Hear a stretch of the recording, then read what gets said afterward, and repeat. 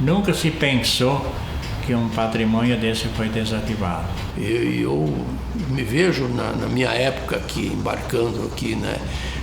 Chegando de noite, quando eu começava as férias, eu vinha para casa, né? Aí a minha irmã, meu irmãozinho me esperando aí e tal, né? Todo mundo chegando aí. Era muito legal, muito. Aquilo era maravilhoso. Eu sinto saudade, né? Se tivesse hoje ainda, eu andava, eu viajava. Podia ser até a Maria Fumaça, mas eu andava de Porto Alegre até aqui, eu andava.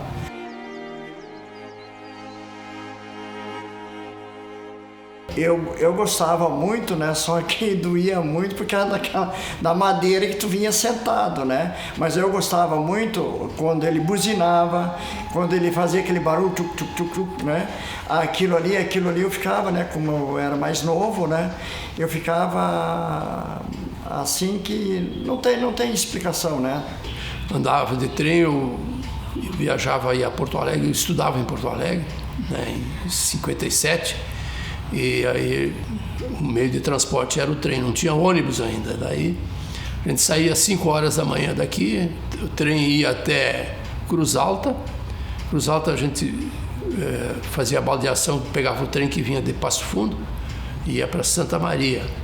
Aí chegava de tarde em Santa Maria, aí pelas 5, 6 horas, e à noite, aí pelas 10 horas, pegava o trem que ia para Porto Alegre. Chegava outro dia em Porto Alegre às 8 horas, mais ou menos. Então davam umas 27 horas de viagem de trem, né? Tudo locomotiva, né? Tudo Maria Fumaça. Via os gado quando passava nas fazendas, assim, né? Então tu enxergava aquelas imagens, né? Principalmente na Serra, lá depois de Santo Ângelo, ali, não é Santo Ângelo, Santa Maria, né? Eu me lembro muito bem do trem que era movido a água e fogo, carvão. Então o trem passava e às vezes era meio tempo para chuva, então largava bastante fumaça. Então lá de casa a gente enxergava linha reta, bem fácil, lá uns 2.000 metros por ali. Então ó, lá vai o trem. Às vezes a gente, como ele passava, e daí estava o vão no meio dos vagões, até a gente, quando era criança, às vezes contava os vagões, é tantos vagões. Tenho, assim, boas lembranças que a gente viajou bastante com ele, né? Que antigamente não tinha outra coisa, só o trem, né? Então o trem era o principal pra gente, né? E cada estação era uma outra história, né? Na segunda metade do século XIX, os trens eram sinônimos de prosperidade e progresso. Em um tempo, quando as cargas e pessoas se deslocavam em carroças ou lombo de jumentos, a máquina a vapor veio para revolucionar. Os trens traziam os vagões do progresso abarrotados de produtos da indústria e levavam a produção agrícola de lugares distantes, como Santa Rosa, para os grandes centros. O diferencial de Santa Rosa entre todos os outros municípios da nossa região dá-se a chegada do trem em 1940. Isso já tardiamente, né? Mas fez toda a diferença para o desenvolvimento, né, de Santa Rosa. O pai tinha, assim, na época, 28, 30 caixas de abelha, mas sistema moderno, e ele dava muito mel naquela época. E ele era muito amigo do Júlio Fehlhauer, que tinha padaria. E então, através do Júlio Fehlhauer, ele arrumou um negócio em Porto Alegre para despachar. E esse mel foi despachado em lata. Avenida Tuparendi, lá embaixo tinha o chiqueiro. Daí traziam até aqui, aí vinha o trem e carregava os porcos tudo. Para muitos, ter uma estação na sede do município era imprescindível para o crescimento de Santa Rosa. Mas não foi tão simples.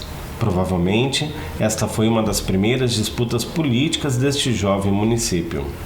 Havia apenas uma estrada de rodagem, o que dificultava muito as coisas, e ainda esta estrada em péssimas condições.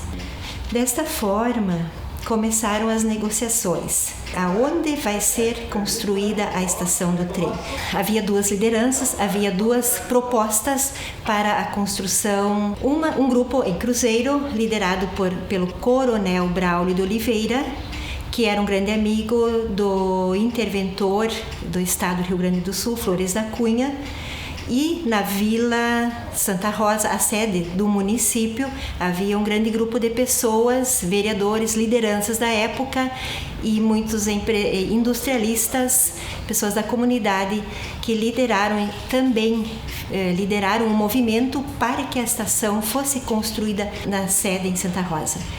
Porém, algo já estava praticamente decidido. A estação seria na esquina Cruzeiro. O coronel Braulio de Oliveira, pela influência dele junto ao intendente do governo em Porto Alegre, Flores da Cunha, o interesse era desenvolver exatamente a esquina Cruzeiro, que era o local onde ele se instalou, onde ele era o proprietário primeiro de toda essa vasta área de terras, área esta que ele tinha todo interesse em desenvolver, como acontecia em outros lugares, onde havia a estação, ali localizava-se o Progresso. Os primeiros movimentos políticos em prol de uma estação de trem em Santa Rosa começaram em 1933, 2 anos após a emancipação.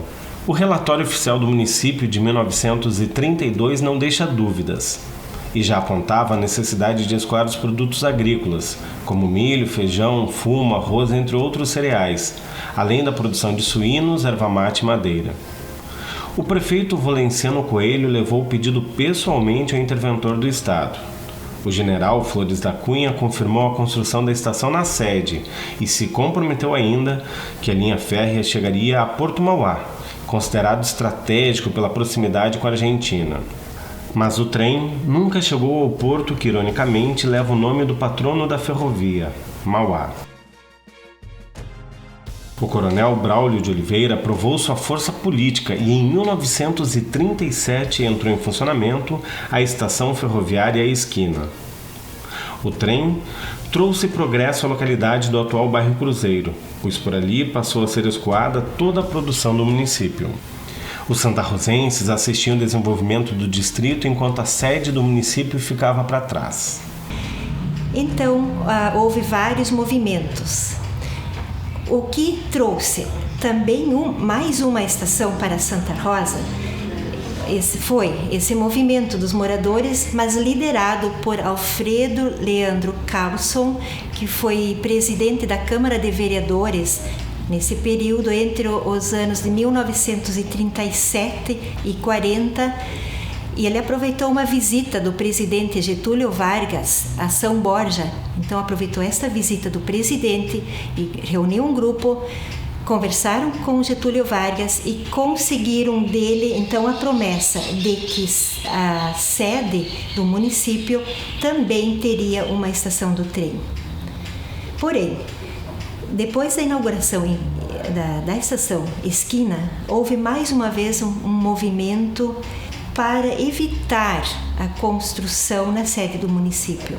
Esse movimento, também liderado pelo coronel Braulio de Oliveira, não foi um movimento aberto ao público, mas sabia-se sim que havia certas formas de evitar que os trilhos chegassem até a sede do município.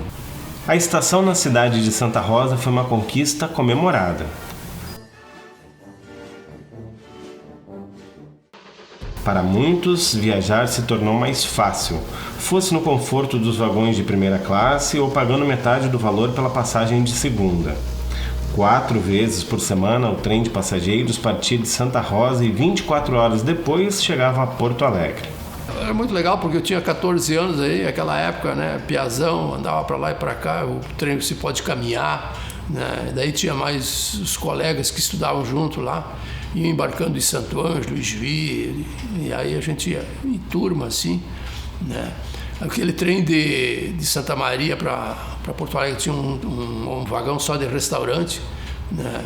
E a gente passava quase todos os vagões, ficava dando uma olhadinha, né? E quando vinha para cá, vinha esvaziando.